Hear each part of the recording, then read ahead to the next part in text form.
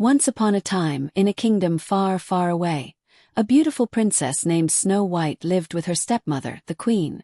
The queen was a wicked and vain woman who feared that Snow White's beauty would surpass her own. She would often stand in front of the magic mirror, asking who was the fairest of them all. The mirror would reply, "You are the fairest of them all," and the queen would smile, feeling satisfied.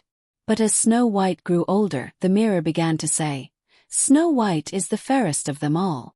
The queen was furious and jealous of Snow White's beauty. One day, the queen ordered a huntsman to take Snow White into the forest and kill her.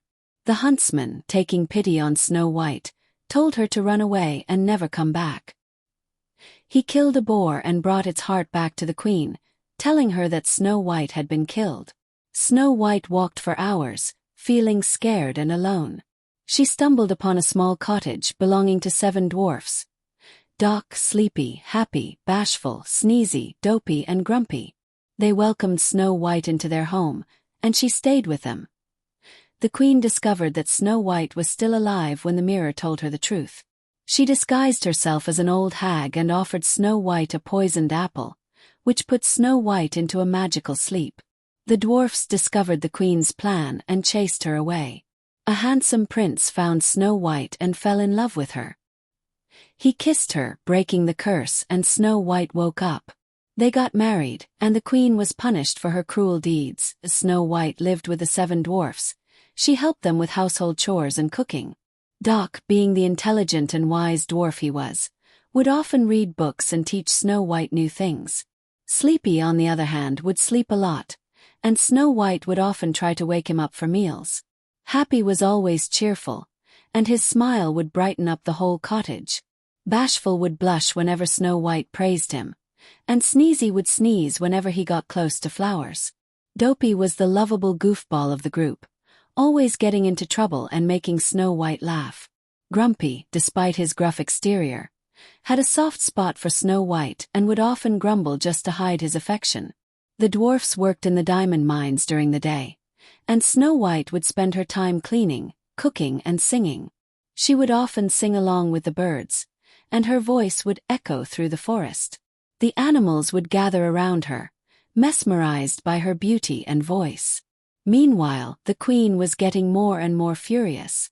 She would often look into the magic mirror, and when it told her that Snow White was still alive, she would get angrier. She couldn't believe that Snow White had outsmarted her and was living with the dwarfs. One day, the queen disguised herself as an old peddler and offered Snow White a corset.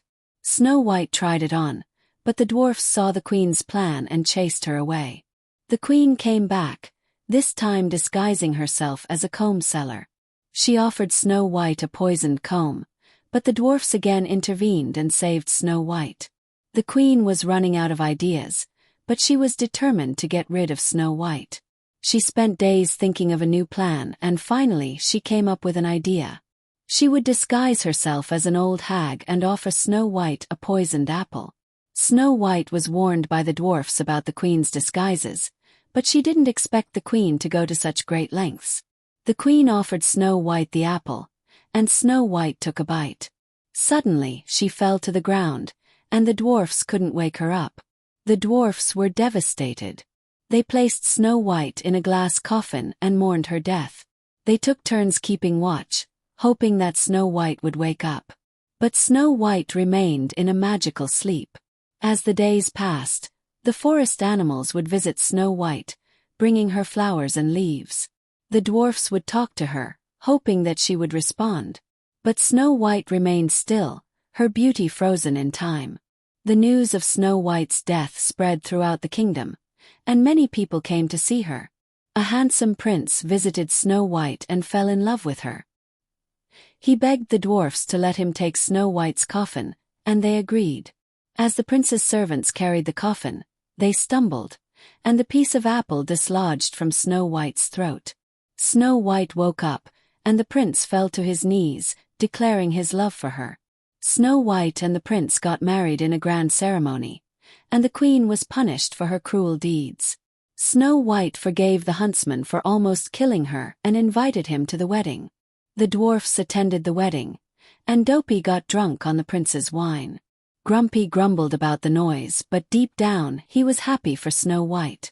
Snow White and the prince lived happily ever after, ruling the kingdom with kindness and wisdom.